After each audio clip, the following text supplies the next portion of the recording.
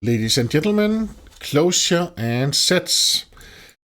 Yes, sets. So if you want to have a sequence or a collection of some elements where you want them to be unique, you need each element to be unique, you don't want any duplicates, then you want to use a set. You do not want to use a vector, you do not want to use a list. If you want to you have to have the possibility to add duplicates, then you want to use list or vector, and lists are for adding, if you want to add stuff or elements in the beginning of your sequence, then you want to use a list. If you want to add them to the end of your sequence, then you want to use a vector. If you are in any doubt, then you always take the vector instead. But this time it's going to be about the set. Okay, let's try to see how we can use it. I've created a demo right here. If you come from the Java world, then you will know that you need to know that in Clojure you need to use snake case for the files, and you use kebab case for the namespace. Of course, this is not a strictly enforced way to do it, but it is best practice. So I think it's called idiomatic or something like that. Yes. So then we have a name definition right here, and this is a function. So that means I'm creating a new function named demo set. It takes no arguments at all, and we just start right here and we say print line something out. We're calling every time we have round brackets. That means we are calling something. So we are printing out set demo, and then we get started right here. Now I'm defining. If you use let, that means that you want to define something. So I'm defining multiple variables right here. These variables will only be available in the let scope, and you can see I've marked it right here. That means that they will only be available in here. Outside this round bracket, they are not available any longer. I have my colors right here, red, green, and blue, and I use a hashtag and then the curly brackets to create a set. And then I can use Clojure to add more to my collection. So that means that it will be added if it's not already there. So that means that I can add yellow. If I added red, then I would not have two of those. And of course I can just for fun, then we can actually add. Let us add one more actually. So we'll also add blue. So now I've added blue, but it's already there, so it will nothing will happen there. So then I say colors with yellow colors, then we should actually say we want colors with blue, we have immutable, of course. All of these variables are immutable because it's Clojure, and this language is made for concurrency in mind. So that means that everything is immutable. So every time we want to change something, then we create a new instance. So that means we're creating a new variable right here. The colors with yellow from the colors with blue, and then we add yellow right here. And of course this is not colors with blue, it's colors with extra blue right here. And again right here, the naming right here, it's kebab case. That means the dashes in between the words. And then we have the updated colors right here. That's why we actually go in and then we say, then we're removing this J. That means, so we are removing the value if it's present right here. So we're removing green. Green is present, so that means we get updated colors. That means that green is not there. Then we're printing out. That's a really good string representation on the sets. So that means that we can just print them out as they are.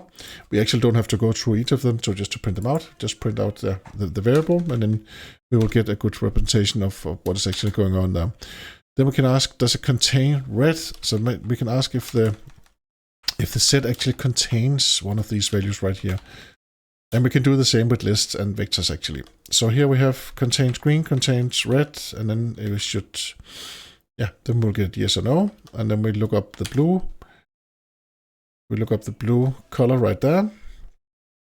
So that means that we are getting this string out right here, this element. So that means that if you want to get an element, you can do it like that. You can also do it in another way with get. So if we say get instead, so if we call a get function, these two should actually be equivalent. If you're in any doubt to begin with, when you come from the Java world, then just call the function get so you know what's going on. It makes it much easier for yourself when you are when you're trying to decipher this Clojure magic that are happening right here. It's a lot of fun to write Clojure. So if you come from the Java world, it's a lot of fun. Do not be frustrated. Just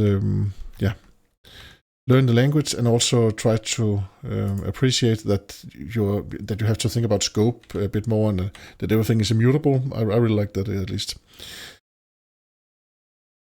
And it's functional, so you don't have to create classes all the time. You just create your functions, and you actually it's the data that is important right here. It's the data and what is the input and the output. That's what important. Not what you call your classes and which hierarchy that you have. Like with Java.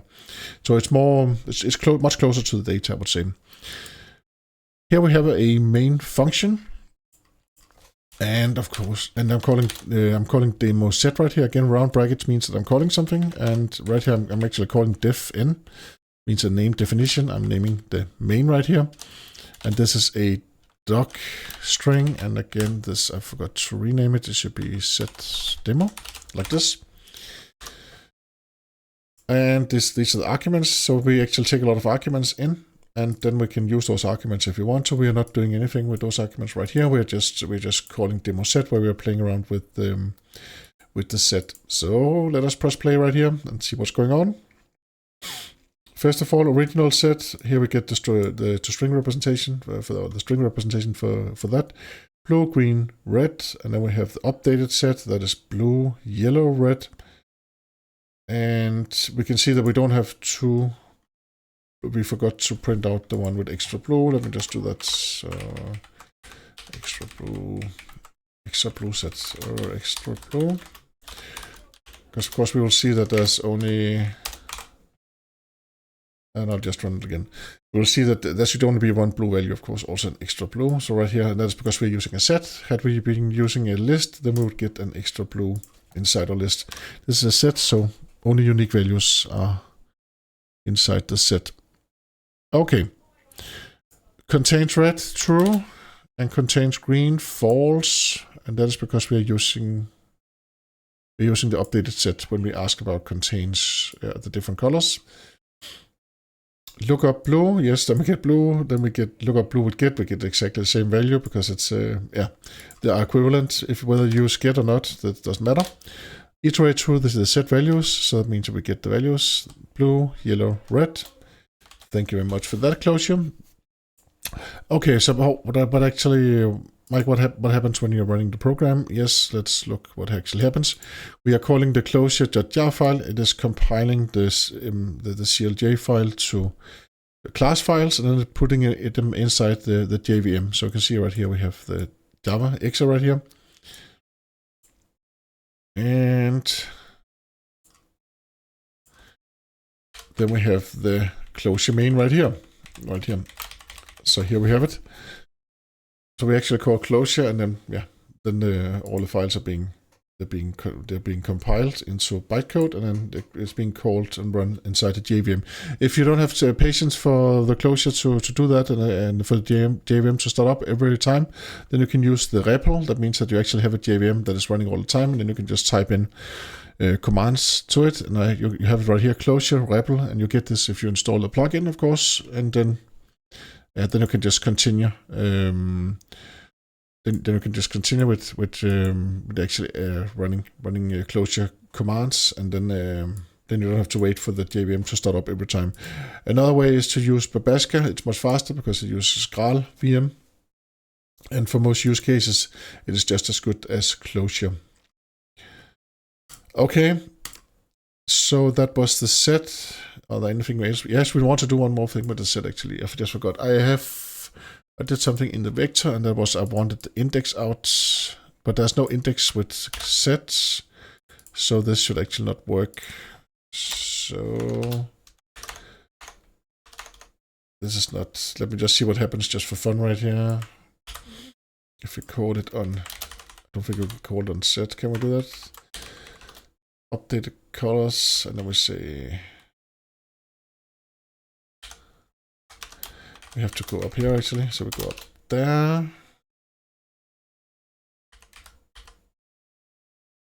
And then we delete this line right here.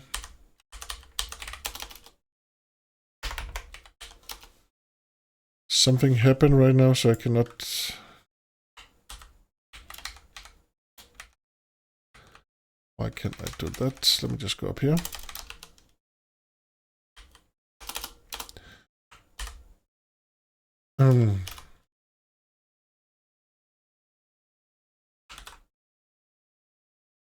I think the editor just. I'll just cancel all of this. When I cannot delete for some reason. No, there's something with my editor. Okay, but I'll play around with that myself afterwards. But this is set. It works just like it works a lot like you would expect it to do. So we can call up. We can get values. We can update values with the conj. With conj we add values, and then we can remove values with this j. And of course, if we add the same value, then it doesn't matter. It will not be added. Okay, that's it. Thank you very much for all of your comments. Thank you very much for watching. Thank you very much just for being you, and I hope to see you again soon. Bye bye.